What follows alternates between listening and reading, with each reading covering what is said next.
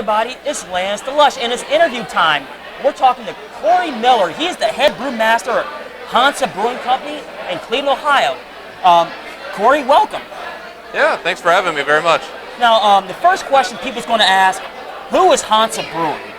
So Hansa Brewery is I'd say the theme of our brewery is German focused, but we do a lot of other styles of beer. We're located in Cleveland, Ohio, right by the West Side Market off of 25th and Lorraine Avenue.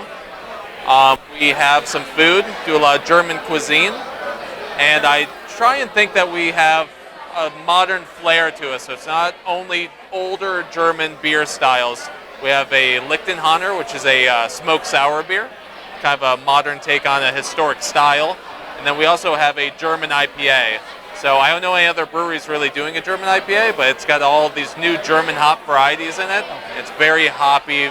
You get melon, tangerine, and some subtle strawberry in it. So I think all of those beers are a good place to start with us, and just keep that in mind when you visit us. You know, a lot of good German beers and German lagers, but we like to play around with some other one-offs and seasonals. Okay, now my next question would be, now, is your brewery is more of like the quote-unquote ethnic theme as far as a craft brewery, or you try to be open, not necessarily this German, but like try to be open as far as everything else? Yeah, we try and be open. I don't follow the German purity law or anything like that, like, you know, for example, Hofbrau does.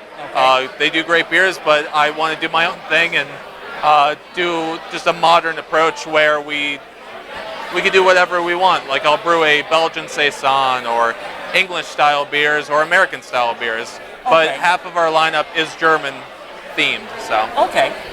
All right, now how long have you been open? So we're pretty young still. Okay. We just opened up in September of 2016. Okay. So, you know, about half a year. All right. We're really excited for summer. We think it's going to be pretty busy. We have a big beer garden there, and we're going to have a lot of light, clean, crisp beers to be drinking on the patio. So. Okay. Now as a reviewer, I'm not necessarily going to ask the question as a consumer of craft beer. Okay. But as a reviewer, excuse me. Now, you as a brewmaster, now are you following trends, or are you just going down your own path? That's a good question. To some degree, I'm following trends. I love IPAs, but a lot of breweries have many IPAs, and I don't want to necessarily have too many. I have 2 IPAs on tap right now. Okay. A lot of breweries are doing sour beers. Okay. I do plan on having a Goza for summer. Mm-hmm. And this New England IPA is becoming a big trend as well. Yeah, I noticed that. Yeah, it's an interesting style. A lot of juicy, citrusy hops, hazy in appearance. I have a collaboration planned with Portside of Cleveland. We're going to do a New England IPA. So, to some degree, I am trying to hit on some of the trends, but not overindulge myself in them and just only have that on tap. I try and keep a wide spectrum, but also have that for the market that wants it. Okay, now it's funny you bring up the whole Citra hops and the whole Northeast thing. Now, I have noticed that that is becoming big. For some strange reason, I can't figure it out. A lot of my reviewer friends can't figure it out either. Yeah. Now, is this one was good that the industry itself, as far as everyone across the board, from you, the brewmaster, all the way down to me, the consumer, is it just a fad? Is it a trend? I mean, what is it? I definitely don't think it's a trend. I think the hops are just becoming more and more citrusy, and you know, you get those just lemon, orange, pineapple, crazy tropical characters out of them, and they keep breeding hops to become more and more so like that. I think it's based off of general consumer consumption. They really like those types of beers, so it's becoming more and more like that. I think it's here to stay, though, ultimately. Okay, now I know this is a very touchy subject. I have a client here right now. You can pour your own beer right now. Sorry. I'm doing a little interview right now. Now, I won't. Oh, no, you're good. You're good. Now, I will ask this question, and this is more of a touchy subject for me. Now, I've been in the craft beer game since I'm 17. Yeah. And that was 20 years ago. And it was, do you see, you as a brewmaster, do you see a flooding in the market? A flooding of the market? I think it's getting there. I might be the odd person out or the only verbal person about it.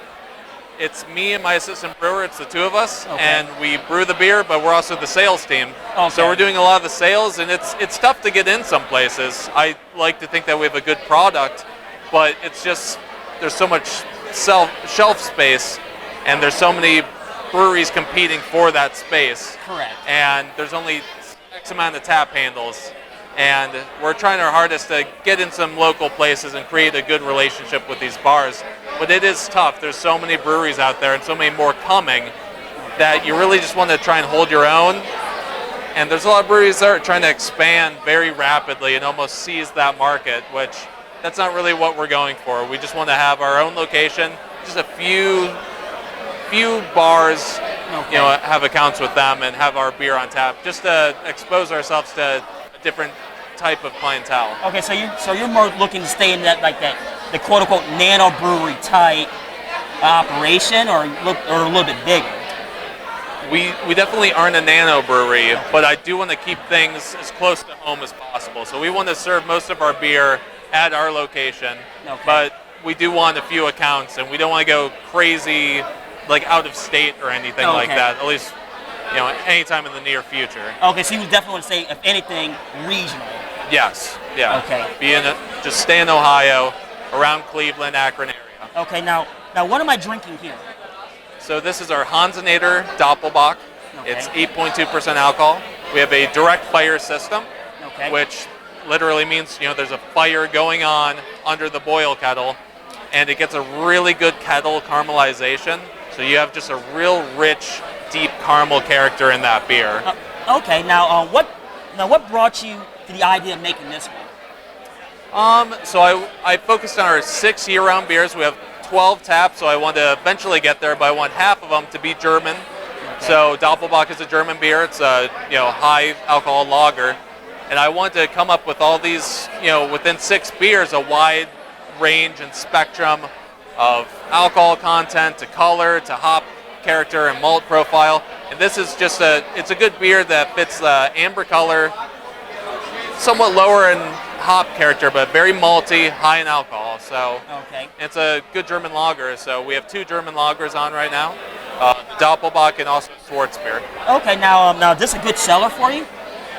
It's pretty good. We serve it in snifters just so, because it is high in alcohol. Correct. So it's slower in the sense that we're serving half of it at a time. Correct. Okay. Our big sellers are the Femdom Kolsch, which is very light, crisp, lager-like, but with ale yeast. Super easy drinking. And then our second big seller is probably the German IPA. Because again, a lot of people like IPAs. I love that beer and really happy with how it came out. Yeah. Yep. Sorry, I'm doing this interview, so I'm just doing self-pour right now. I didn't get any volunteers, so. Oh, really? I'm sorry. Go for it. It's all good, man. Thank you.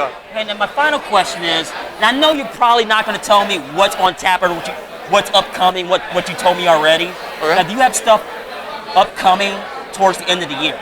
Oh, definitely. So I'll save the one I'm most excited for last. So I have a Belgian Saison plan. I do have a Pilsner. I'm going to triple batch it, so we'll have a lot of Pilsner coming up for summer. Very light, easy drinking, sessionable. I do have a Blueberry Goza. I think that'll be good for summer. Light, tart, fruity. Should have a lot of characteristics for summer. The one I'm most excited for is coming for Christmas. So this Christmas in 2016, I brewed what I'm calling a Belgian quintuple. Okay. So it's over 15% alcohol. It's up there. It's pretty smooth already, but we're barrel aging it right now, so that's going to be give or take 6 months. Then we'll bottle it. All we're going to bottle for now, and then save it for Christmas of next year. Well, this year technically. Okay. So it's going to be our Christmas beer that's aged a full year. Okay, so it's not a traditional Christmas quote-unquote ale. There's no spices or anything in it. The Belgian yeast gives it some spicy characters. Okay. But yeah, it's one you gotta be careful drinking. Yeah, with 50%, you gotta be careful. Lush fans, remember that. You drink that, drink one and drink it slow, because something bad will happen. You drink 2 in a row fast. But it's drink with friends. Is yeah, what I'll exactly. say, so, yeah. Well, that's all I have. But Lush fans, this is Corey Miller. He's the brewmaster at Hansa Brewery in West Cleveland, Ohio. Now, what exactly is your address? It's 2717 Lorraine Avenue. It's a block or two away from the West Side Market. So. Okay, so Lush fans, if you're Cleveland, you can't miss West Side Market. So it's big. So if you see that, you know you're close. But Lush fans, like I said, this is Lance Lush from Rubber City Beerfest III. And this is Lush Interviews. Corey Miller, he's the brewmaster for Hansa Brewery. Cheers.